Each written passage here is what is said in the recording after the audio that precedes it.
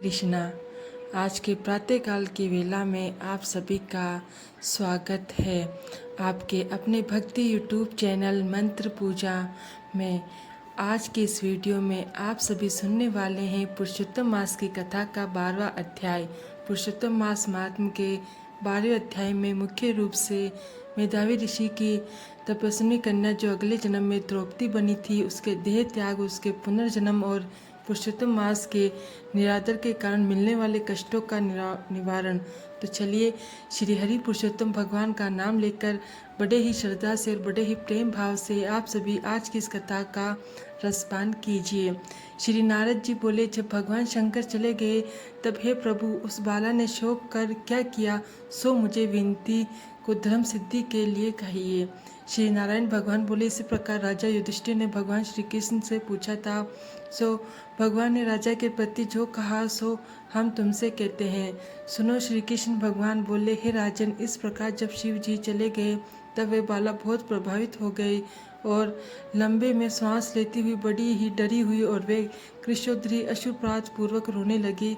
हृदय अग्नि से उठी हुई ज्वाला से जलते हुए अंग वाली वे तपस्विनी कन्या वन अग्नि से जले हुए पत्ते वाली लता की तरह हो गई।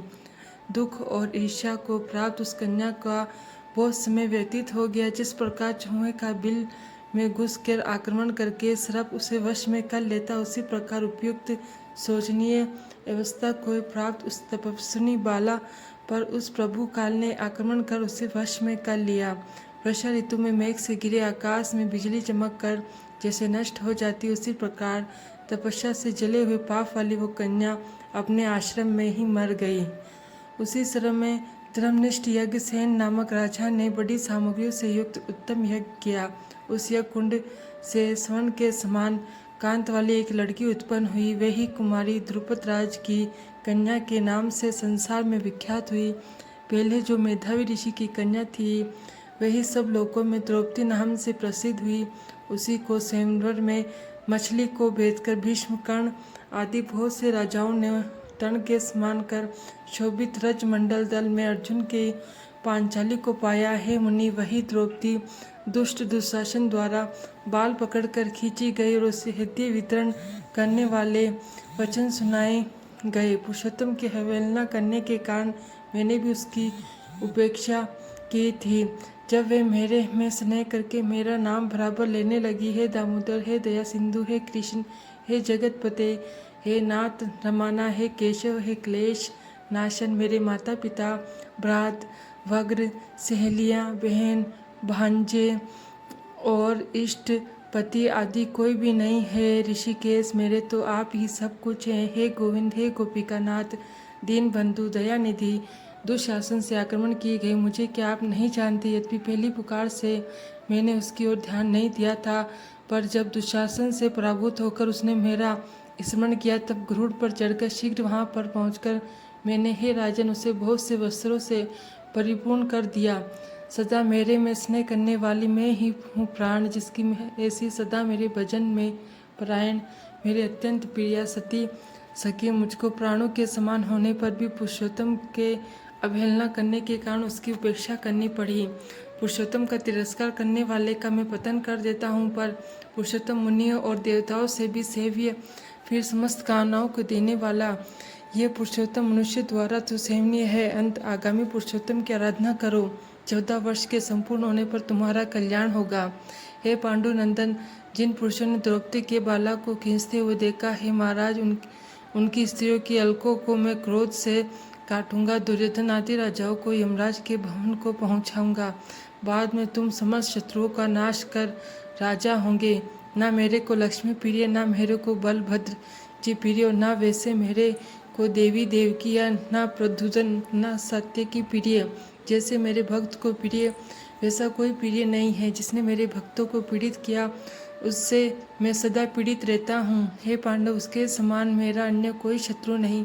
उसके अपराध का फल देने वाला यमराज है, क्योंकि वे दुष्ट दंड देने वाले के लिए भी मेरे से देखने के योग्य नहीं। श्री नारायण भगवान बोले, श्री कृष्ण ने उन पांडु पुत्र युधिष्ठिर आदि को और द्रौपदी को समझाकर द्वारका जाने की इच्छा से कहा, हे राजन, वियोग से व्याकुल द्वारकापुरी को आ जाऊंगा, जहाँ पर महाभागा वसुदेव जी, हमारे बड़े भाई बलदेव जी, हमारी माता देवी देवकी तथा गदसा आदि और आहू आदि यादव रुक्मणी आदि जो स्त्रियां हैं दर्शन की उत्कंठा करने वाले, वे सब हमारे आगमन की कामना से टकटकी लगाकर हमारा ही चिंतन करते होंगे। श्री नारायण भगवान बोले। इस प्रकार कहते हुए देवेश श्री कृष्ण के गमन को जानकर पांडु पुत्र किसी प्रकार गदगद कंठ से बोले, जिस प्रकार जल में रहने वालों का जीवन जल है, उसी तरह हम लोगों के जीवन तो आप ही हैं। हे जनार्दन, थोड़े ही दिनों बाद फिर दर्शन हो। पांडव के नाथ हरि हैं और तीनों लोकों में दूसरा कोई नहीं है। इस प्रकार सामने ही सब लोग कहते हैं, हम लोगों की हमेशा रक्षा करे। हे जगदीश्वर, हम लोग आपके हैं, भूलिएगा नहीं। हम लोगों की चित्त रूपी ब्रह्मों का जीवन आपका चरण कमल ही है। आप ही हमारे आधार हैं, इसलिए बारंबार हम सब प्रार्थना करते हैं। इन पांडु पुत्रों की निरंतर इस तरह कहते रहने पर श्री कृष्ण चंद्र प्रेमानंद में मगन होकर धीरे धीरे रथ पर सवार होकर पीछे चलने वाले पांडु पुत्रों को लौटाकर द्वारकापुरी को गए। श्री नारायण भगवान बोले। इसके बाद श्री द्वारकानाथ श्री कृष्ण चंद्र के द्वारकापुरी जाने पर राजा युधिष्ठिर अपने छोटे भाइयों के साथ तप करते हुए तीर्थों में भ्रमण को गए। हे ब्राह्मण नारद, भगवान की प्रिय पुरुषोत्तम मास में मन लगाकर और श्री कृष्ण चंद्र के वचनों का स्मरण करते हुए अपने छोटे भाइयों से तथा द्रौपदी से राजा युधिष्ठिर बोले, अहो, पुरुषोत्तम मास में होने वाले अत्यंत उग्र पुरुषोत्तम का महात्म्य सुना है। पुरुषोत्तम भगवान के पूजन किए बिना सुख किस तरह मिलेगा। इस भारतवर्ष में वे धन्य हैं, वे पूज्य हैं, वही श्रेष्ठ है जो अनेक प्रकार के नियमों से पुरुषोत्तम भगवान का पूजन अर्चन किया करते। इस तरह समस्त तीर्थों में भ्रमण करते हुए पांडु पुत्र पुरुषोत्तम मास के आने पर विधि पूर्वक व्रत करने लगे। हे मुनि नारद, व्रत के अंत में 14 वर्ष के पूर्ण होने पर श्री कृष्ण भगवान की कृपा से अतुल्य निष्कंटक राज्य को प्राप्त किया। पूर्व काल में सूर्यवंश में होने वाला दृढ़ धनवा नाम का राजा पुरुषोत्तम मास के सेवन से बड़े लक्ष्मी पुत्र और पौत्रिका का सुख और अनेक प्रकार के भोगों को भोग कर योगियों को भी दुर्लभ जो भगवान का वैकुंठ लोक है वहाँ गया। हे मुनि श्रेष्ठ नारद, इस पुरुषोत्तम मास के अतुल्य महात्म को करोड़ों कल्प समय मिलने पर भी मैं कहने के समर्थ नहीं हूँ। श्री सूर्य जी महाराज बोले, हे विप्र लोक, पुरुषोत्तम मास का महात्म है कृष्ण द्वापर व्यास जी से मैंने सुना है, तथापि कहने को मैं समर्थ नहीं हूँ। इस पुरुषोत्तम मास के अखिल महात्म को स्वयं नारायण जानते हैं या साक्षात वैकुंठवासी हरि भगवान जानते हैं, परंतु ब्रह्मा आदि देवताओं से नमस्कार किए जाने वाले हे चरण पीठ जिनके ऐसे गोलोकनाथ श्री कृष्ण चंद्र भी अपनाए हुए पुरुषोत्तम मास का संपूर्ण महात्म नहीं जानते हैं, तो मनुष्य कहाँ से जान सकता है और इससे क्या होगा। आगे का वृत्तांत सभी कल के अध्याय में सुनिएगा। बोलिए श्री हरि पुरुषोत्तम भगवान की जय। आज हम पुरुषोत्तम मास से जुड़ी एक सुंदर और पौराणिक कथा का श्रवण करेंगे। ईश्वर सबसे बड़े विद्वानों, तपस्वियों या शास्त्र ज्ञाताओं के नहीं बल्कि सरल, सबसे भोले और सबसे अधिक हृदय के समान प्रकट होते हैं। ये कथा है एक ऐसे ग्वाले की जिसने न शास्त्र पढ़े थे, न व्रत जाने थे, न पूजा की विधि जानता था, लेकिन जिसके भीतर गुरु के वचन के लिए प्राण देने का साहस था और ईश्वर के नाम के लिए अटूट विश्वास था। ये कहानी सिखाती है भगवान विधि से नहीं भाव से मिलते हैं, और जब कोई भक्त गुरु की आज्ञा को अपने प्राणों से भी अधिक मान लेता है तो स्वयं भगवान उनके सामने आकर भोग ग्रहण करते हैं। तो आइए भक्तों, सुनते हैं गोपाल चरवा और गोविंद के साक्षात दर्शन की यह अद्भुत भाव विभोर आत्मा को झकझोर देने वाली कथा। पहले ऐसा होता था कि यदि कोई व्यक्ति सबकी गाय चराता तो गांव के लोग उसके घर अन्न भिजवा देते और अपनी गाय उसे चराने के लिए दे देते थे। ऐसे व्यक्ति को गवाला या चरवाहा कहा जाता। वे सैकड़ों लोगों की गाय चराता और उसके घर अन्न व अन्य आवश्यक सामग्री भिजवा दी जाती।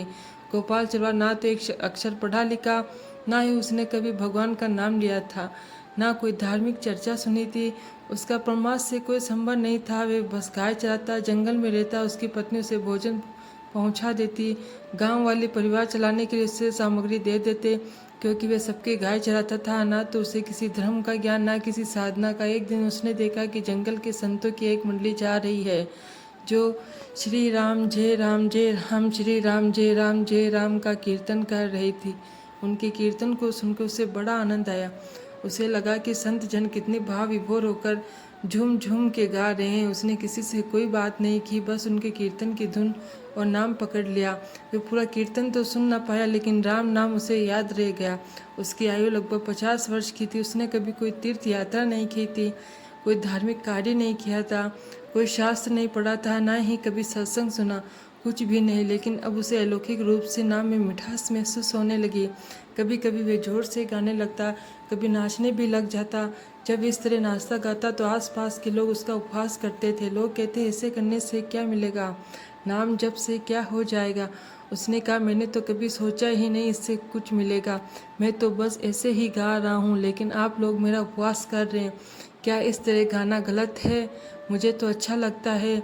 जैसे संत जन गा रहे तो मैंने भी गाना शुरू कर दिया। क्या वाकई में आप लोग समझते हैं कि ये गलत है? उन्होंने कहा, तू मूर्ख है, तुझे क्या समझ आएगा।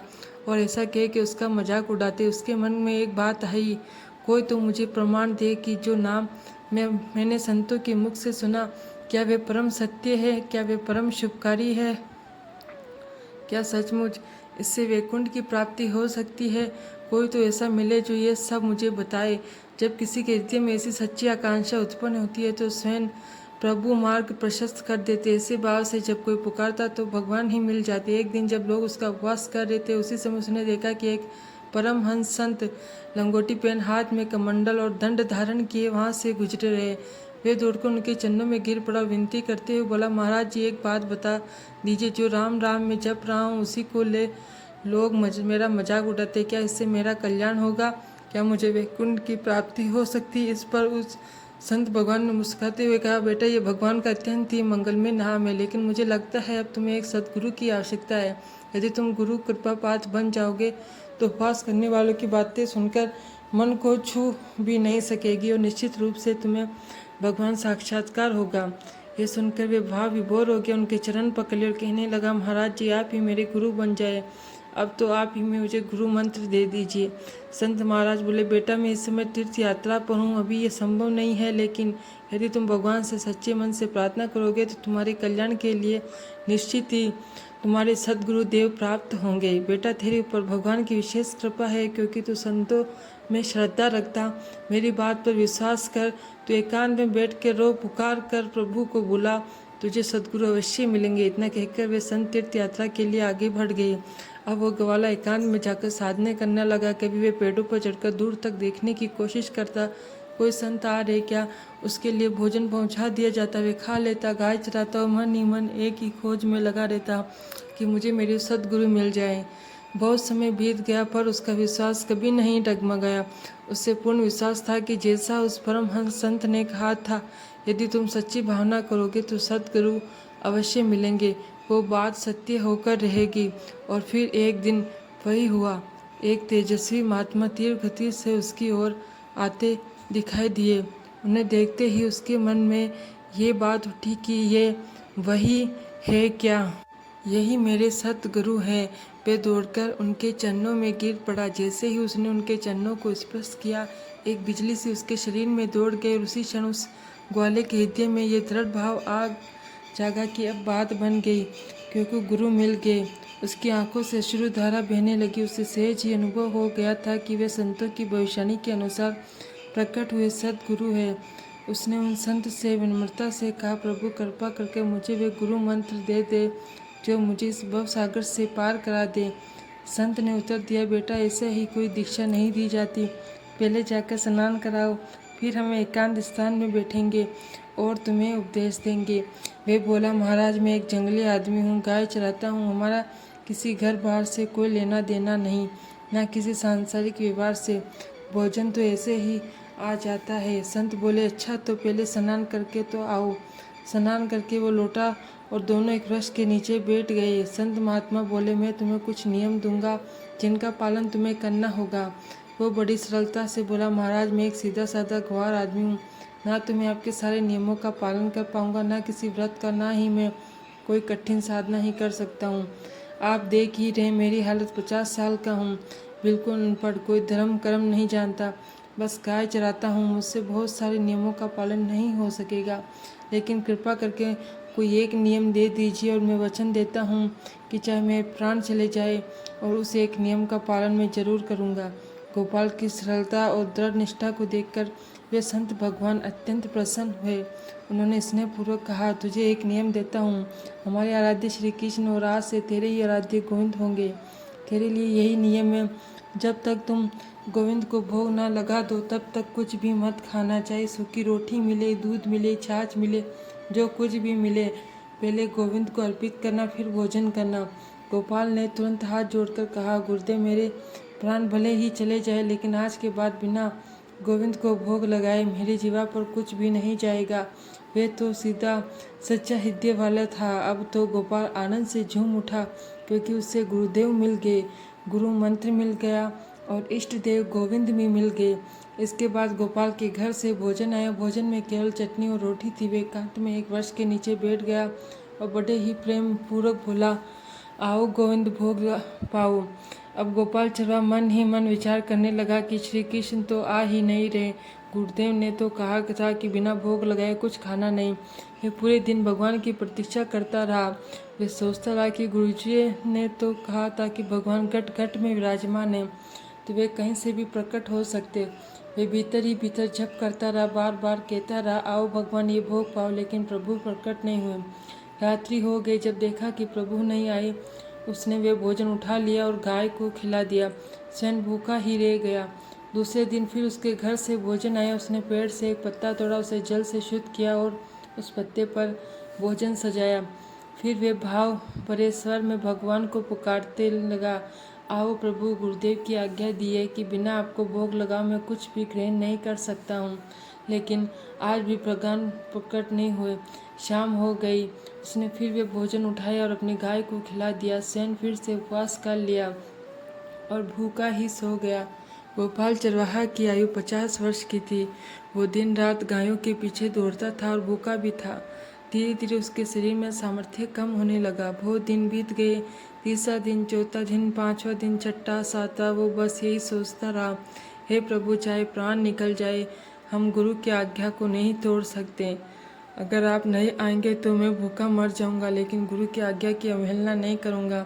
शरीर की दुर्बलता बढ़ती गई, लेकिन गोपाल चरवाहा की निष्ठा में कोई कमी नहीं थी। वे केवल एक साधारण चरवाहा था, जिसकी कोई पूर्व साधना नहीं थी, किंतु गौ सेवा के पुण्य और नाम जप की कृपा से उसे संतों का विशेष स्नेह प्राप्त हुआ और गुरु की कृपा से उसके भीतर भगवान के दर्शन की इच्छा जागृत हुई। साधना के कारण उसके शरीर की हड्डियां दिखने लगी थी। उसकी पत्नी ने पूछा, भोजन तो मैं रोज लाती हूँ और आप रोज मुझसे भोजन लेते, फिर क्या आप उसे ग्रहण नहीं कर रहे? उन्होंने उत्तर दिया, यह तुम्हारी चिंता का विषय नहीं है। यहाँ से हमें एक ये शिक्षा मिलती है कि हमें अपने गुरु द्वारा दिए गए साधनों को किसी के साथ साझा नहीं करना चाहिए। वे मन ही मन केवल यही सोच रही थी कि गुरुदेव ने कहा था कि भगवान आएंगे, जब तक वे नहीं खाएंगे तब तक मैं भी कुछ ग्रहण नहीं करूँगा। हालांकि उनके गुरु का आदेश कुछ और था। गुरुदेव का आशय था कि आप भगवान को भोग लगाकर प्रसाद ग्रहण कीजिए और भजन कीजिए, तो गुरु मंत्र के प्रभाव से आपके मानस पटल पर भगवान के दर्शन होंगे। लेकिन गोपाल तो सीधा साधा व्यक्ति था, इसलिए उसने ये समझा कि जब तक भगवान स्वयं साक्षात आकर नहीं खाएंगे तब तक उसे भी कुछ नहीं खाना चाहिए। 18 दिन बीत गए। गोपाल ने ना तो कुछ खाया ना कुछ पिया। गोविंद भी अपने भक्तों की निरंतर सुध लेते रहे। 19वें दिन उसकी पत्नी भोजन ले आई और पूछा, क्या आप किसी रोग से ग्रस्त हैं? आप भोजन क्यों नहीं कर रहे? क्या मैं आपकी सेवा के लिए यहीं रुक जाऊं या फिर आप घर चलिए? गोपाल ने कोई उत्तर नहीं दिया, बस इतना कहा, तुम घर जाओ, मैं ठीक हूँ। फिर उसने पेड़ से एक पत्ता लिया, उस पर जल छिड़कर भगवान से पुकार के कहा, भगवान आओ भोग पाओ। शाम हो गई। फिर उसने वे भोजन गाय को खिला दिया। वे विचार करने लगा कि अब तो मेरा अंत समय निकट है।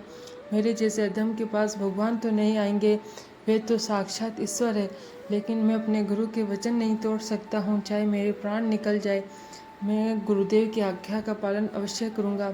27 दिन व्यतीत हो गए। उसने कुछ भी ग्रहण नहीं किया। अब तो ना जलने की शक्ति शेष थी, न पत्ता लाने की हो, ना ही जल छिड़कने की। जिस पात्र में उसकी पत्नी भोजन लाई थी, उसने लेटे ही लेटे उसे खोला और कहा, प्रभु, मुझे पता है कि आप इस शरीर से नहीं मिलेंगे, पर आप आज ये जान ले कि मैं अपने गुरु की आज्ञा का उल्लंघन नहीं करूँगा। उसकी यह दशा देखकर उसकी पत्नी ने कहा, अब तो यदि आप कहेंगे तब भी मैं वापस नहीं जाऊंगी। आपकी ये स्थिति मुझसे देखी नहीं जा रही। गोपाल ने इशारे से कहा, बस आज तुम चली जाओ, केवल आज भर के लिए जाओ, कल से जैसा तुम्हारे मन को वैसा करना। उसे आभास हुआ कि आज शायद प्राण पखेरु उड़ जाएंगे, इसलिए उसने आग्रह किया, आज तुम जाओ, फिर कल से जैसा तुम चाहो। गोपाल के अश्रु अविरल बह रहे थे, वे लेटे तक रो रहा था। उसने धीरे से भोजन का पात्र खोला और भोग प्रभु को अर्पित करते हुए अंतर्मन से कहा, प्रभु अब या तो स्वयं आकर इस भोग को ग्रहण करे या फिर मुझे अपने धाम बुला ले, वहाँ मुझे अपने हाथों से खिला देना, ये मेरा अंतिम भोग है। तभी उसे एक मधुर स्वर सुनाई दिया।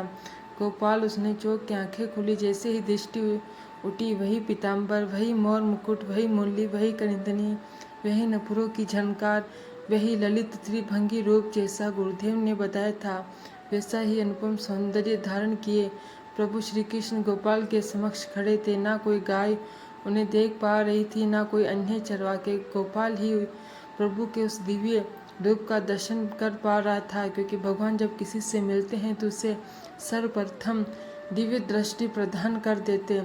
उसने सामने देखा कि श्री कृष्ण खड़े हैं, वही ललित त्रिभंगी मुद्रा, वही अद्वितीय सौंदर्य, वही दिव्य आभा जिसका वर्णन करना असंभव है। तेज इतना प्रखर था कि गोपाल की आंखें उसे सहन नहीं कर पा सकी। उसने आंखें मूंद ली और तब देखा कि मानस पटल पर भी वही भगवान विराजमान है। फिर जब आंखें खोली तो वही प्रभु साक्षात सम्मुख खड़े थे। गोपाल ने कांपते हुए संकेत किया, प्रभु मुझसे उठा नहीं जा रहा, मैं तो लाचार हूँ, आप ही कृपा करके निकट आ जाएं। प्रभु ने उसका संकेत समझ लिया और उसी क्षण स्वयं गोपाल के समीप आ गई। गोपाल ने अपने अश्रुपूरित नेत्रों से प्रभु को निहारा, फिर झुककर अपना मस्तक प्रभु के चरणों में रख दिया। आंखों से बहते हुए आंसू अब तो प्रभु के चरण पखार रहे थे। प्रभु ने उसे उठाया और अपने हृदय से लगा लिया। उसी एक क्षण गोपाल को दुर्बल शरीर पुष्ट हो गया और उसके भीतर बाहर का सारा दुख, संताप और क्लेश मिट गया। भगवान बोले, प्रिय गोपाल, अब तू रो मत, देख मैं तेरे प्रेम से सनी हुई इन सूखी रोटियों को अभी ग्रहण करता हूँ। भगवान वहीं बैठ गए, उसके घर की सूखी रोटियां खाने लगे। प्रभु बोले, गोपाल, मुझे त्रिभुवन का कोई भी वैभव पूर्ण भोग वैसा संपन्न नहीं कर सकता। मैं तो ऐसे ही प्रेम से भरे अन्न का अभिलाषी हूँ। जो सच्चे हृदय से मुझे पुकारता है, मैं उससे अवश्य मिलता हूँ। जो प्रेम पूर्वक मुझे खिलाता, मैं उसको भोग अवश्य पाता हूँ। मैं किसी वस्तु का नहीं, भाव का भूखा हूँ। अब तेरे जीवन में कभी दुख या क्लेश मात्र भी नहीं रहेगा। तू अब घर जा। अब तुझे किसी की गाय चराने की आवश्यकता नहीं। तेरे वंश में लक्ष्मी का निरंतर वास रहेगा और तुझे कुछ भी करने की आवश्यकता नहीं होगी। गोपाल अभी कुछ समझ भी नहीं पाया और भगवान मुस्कुराते हुए अंतर्ध्यान हो गए। अभी गोपाल जी भर के प्रभु को देख भी नहीं पाया था और ना ही कुछ कह पाया था। गोपाल तो आंखों में ओझल हो गए। अब वे व्याकुल होकर विलाप करने लगा कि भगवान तो आंखों से ओझल हो गए, किंतु जैसे ही विवश होकर आंखें बंद की तो देखा कि भगवान उसके मानस पटल पर समाये हुए थे। वे इस बात से संतुष्ट हो गया कि अब मेरे प्रभु ऐसी जगह विराजमान है जहाँ कोई उन्हें देख नहीं पाएगा और मैं प्रतिदिन उनसे बातें करूँगा, उनके दर्शन करूँगा। गोपाल गांव का एक साधारण चरवा था। उसे ना तो धर्म कर्म का विशेष ज्ञान था और ना भक्ति की विधियों का, ना ही शास्त्रों का। फिर भी भगवान स्वयं उससे मिलने आए, उसे हृदय से लगा लिया। भगवान को दीनता अत्यंत प्रिय है। जो सद्गुरु की आज्ञा का निष्ठापूर्वक पालन करते, उनमें दीनता स्वतः ही आ जाती और अहंकार विलीन हो जाता। भाई जी हनुमान प्रसाद पोद्दार जी कहते हैं कि प्रभु मुझे बुद्धिहीन बना दो, ये जो अत्यधिक बुद्धि चलती, इसकी कोई आवश्यकता नहीं। प्रभु हमारे हैं और हम प्रभु के हैं। नाम जप करें, प्रभु का आश्रय लें तो भगवान प्राप्ति निश्चित थी। भगवान ने गोपाल से कहा कि मुझे त्रिभुवन का कोई भी भोग प्रसन्न नहीं कर सकता। जिन्हें ये भ्रम है कि वे धर्म से धन कमाकर और 56 भोग लगाकर प्रभु को प्रसन्न कर लेंगे, वे प्रभु की इस बात को गहराई से समझ लें। कभी एकांत में प्रेम से विफल होकर उन्हें खिला के देखें। चाहे आपके पास एक छोटी कटोरी में सब्जी और 2 रोटियां ही हो क्या ना हो। यदि आप दीन भाव से कहेंगे, हे नाथ, कहाँ आप और कहाँ मैं, आपके भला क्या खिला सकता हूँ मैं, बस यही भाव रखते हुए उन्हें भोग लगाएं। जैसा आपका भाव होगा वैसा ही प्रभु का आपके प्रति व्यवहार होगा। मानो गोपाल के माध्यम से प्रभु हमसे कह रहे हो कि उन्हें वास्तव में क्या प्रिय है। हमें अपने तत्कालिक कष्टों को तो मिटा सकते, लेकिन संपूर्ण दुखों को अत्यंतिक नाश केवल नाम जप से ही संभव है। गोपाल ने जब संतों की वाणी सुनी और राम नाम जब प्रारंभ किया तो उसे गुरु मिल गए, और जब उसने गुरु की आज्ञा का अक्षरार्थ पालन किया तो उसे साक्षात भगवान की प्राप्ति हुई। धैर्य धारण करे, चाहे कितनी भी विकट परिस्थिति आए, अब पीछे ना हटे और विचलित ना हो। माया अपने विभिन्न रूपों को भेजेगी, पर जिस व्यक्ति, वस्तु या स्थान के कारण प्रभु का चिंतन छूटे उसे कभी भी स्वीकार ना करें। एक बार प्रेम से बोलिए श्री कृष्ण भगवान की जय। अगर आपको ये कथाएं पसंद आ रही है तो प्लीज़ शेयर करें, लाइक करें और आपके अपने चैनल मंत्र पूजा को सब्सक्राइब करके रख लीजिएगा, ताकि आप बहुत सारी नई नई सुंदर और पौराणिक कथाएं सुनने को मिलेगी। हरे कृष्णा।